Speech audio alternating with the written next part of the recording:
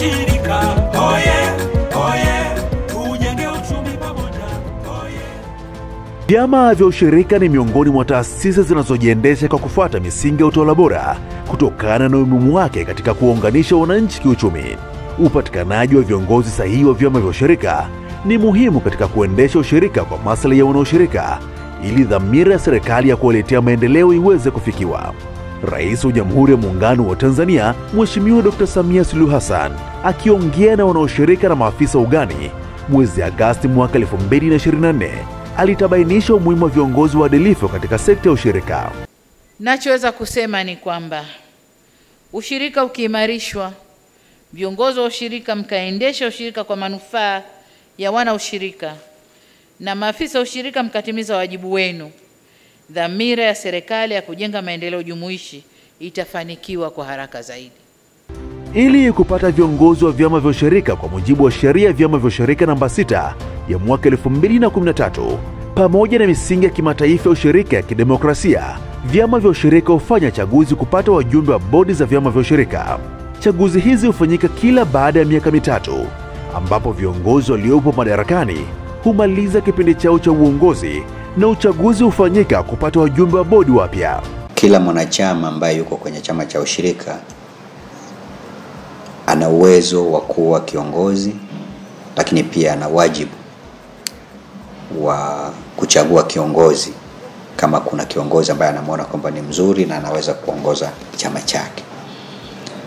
Na kwa sababu unaendeshwa kidemokrasia, sheria yetu ya ushirika namba 6 mwaka 2013 inahitaji tufanye au vyama vifanye uchaguzi kila baada ya miaka mitatu. Lengo letu la kufanya uchaguzi ni kupata viongozi waadilifu na wenye uwezo wa kuongoza ushirika.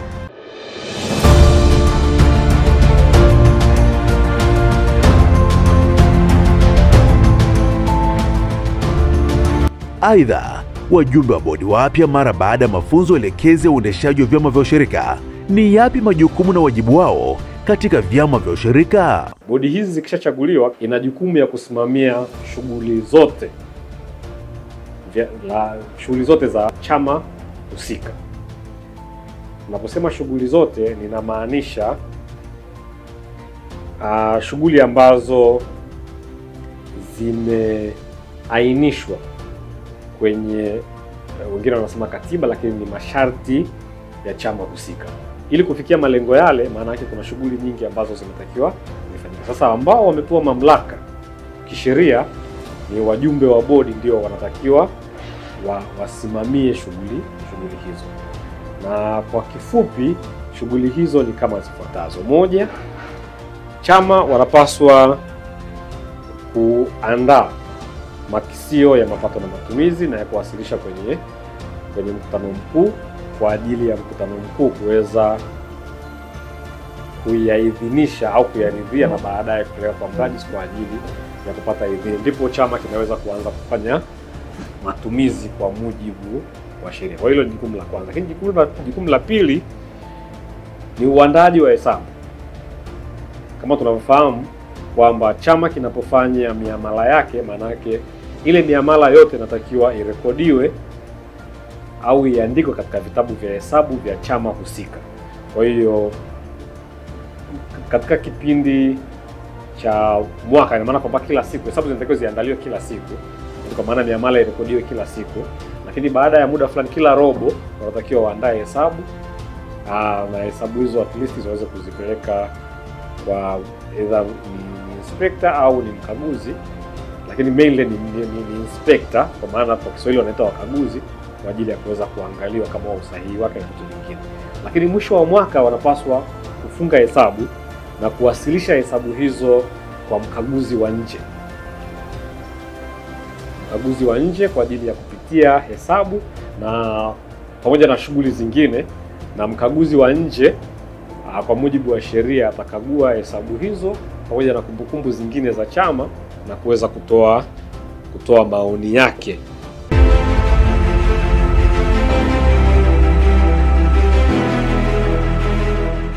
Na hizi ni dondoo za ushirika.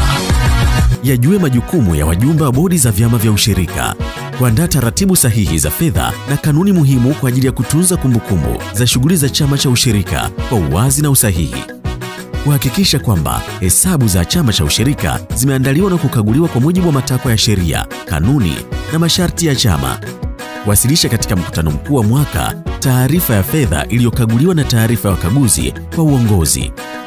Dondoo hii imeletwa kwenu na Tume ya Maendeleo ya Ushirika. Tuna kamati ya usimamizi ambayo kamati hiyo vile vile nayo inatokana na uchaguzi kwa maana ya kidemokrasia, na kamati hii ina ripoti moja kwa moja kwenye mkutano mkuu.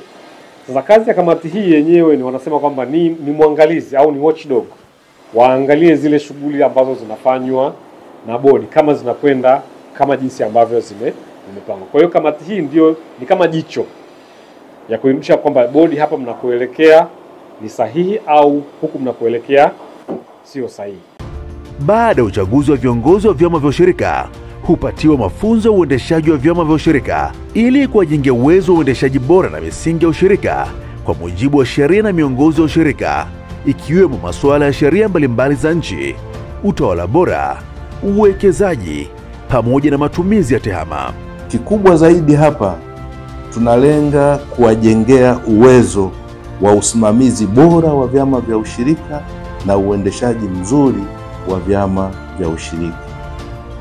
Tunasema kuwajengea uwezo kwa sababu katika mafunzo haya yamejaa mada mbalimbali ambazo zinakwenda kuwajenga, kuwaongezea nguvu ili waweze kuwa viongozi bora, viongozi wazuri, wenye kujua mwelekeo wa vyama vyao vya ushirika ukoje na sheria za nchi zinataka nini.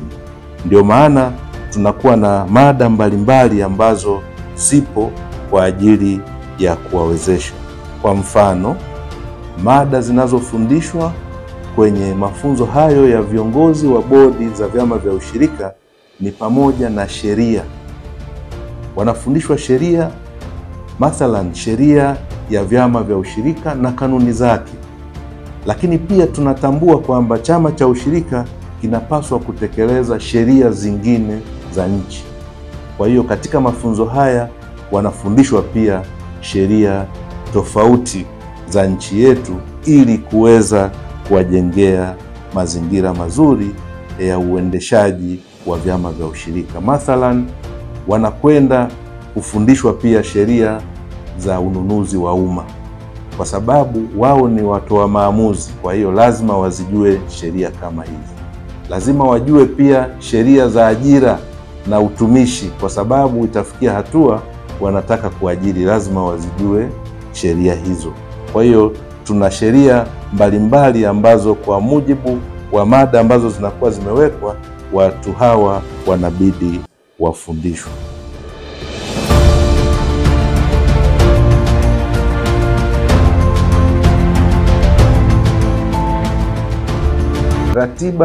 Ratiba za mafunzo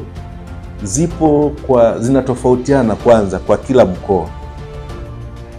Kwanza inatokana na mahitaji ya mafunzo kwenye mkoa husika. Kwa hiyo kuna mkoa ambao unakuta kwa mfano chaguzi zake zinafanyika mwishoni mwa mwaka, tuseme mwezi wa 10, mwezi wa 11, mwezi wa 12. Huwezi kuifananisha na mikoa ambayo hufanya chaguzi zake ama mikutano yake mikuu mwezi wa 2, mwezi wa 3 na mwezi wa 4. Kwa hiyo ratiba ya mafunzo kwa kila mkoa iko tofauti, na msimamizi wa ratiba hiyo bado anabaki kuwa ni mkoa husika chini ya mrajisi wa vyama vya ushirika na kamati yake ya elimu. Kwa hiyo mrajisi wa vyama vya ushirika yeye anachofanya ni kuhakiki tu zile ratiba za mikoa na kuweza kuziweka kwenye kalenda yake ya mwaka ya mafunzo ambayo anampatia mkurugenzi wa utafiti na mafunzo kwa ajili sasa ya usimamizi zaidi. Chama ni wanachama. Of course kutakuwa na mali na vitu vingine. Lakini tunapokuwa na wanachama, maana yake ni kwamba lazima chama kiwe na orodha ya wanachama wake na wamewekeza hisa kiasi gani, kama ni akiba ni kiasi gani kule kwenye SACCOS, kama ni viingilio walitoa shilingi ngapi na vitu vingine. Kwa hiyo mtu anayepaswa kutunza register ya wanachama au daftari la wanachama kwenye chama cha ushirika ni bodi ya chama. Ndio imekasimiwa mamlaka hayo na mkutano mkuu kwa ajili ya kusimamia jambo hili. Japo watasaidiwa na management, lakini aliyekasimiwa na mkutano mkuu ni bodi ya chama husika kwa ajili ya ku-safeguard interest za wanachama. Baadhi ya ujumbe wapya wa bodi za vyama vya ushirika mkoani Mara ambao wameshiriki mafunzo ya kujengewa uwezo wanaeleza namna ambavyo mafunzo hayo yamewajengea uwezo, ikiwemo utunzaji wa kumbukumbu, sheria ya vyama vya ushirika, majukumu ya bodi, uandishi na usomaji wa taarifa za fedha pamoja na masuala mengine. Tumefundishwa namna ya kuandaa mahesabu, tumejifunza namna ya kuandaa mapato na matumizi, tumejifunza namna ya kutoa mahesabu na mambo yote ya wazi, yasiwe ya kufunikwa. Mambo yote yawe ya uwazi, mwanachama ajue, asifichwe, ajue kwamba ni nini kinafanyika kwenye chama cha ushirika. Tumejifunza ni namna gani, ni majukumu yapi ya wajumbe wa bodi na namna gani ya kujisimamia na kuendesha bodi.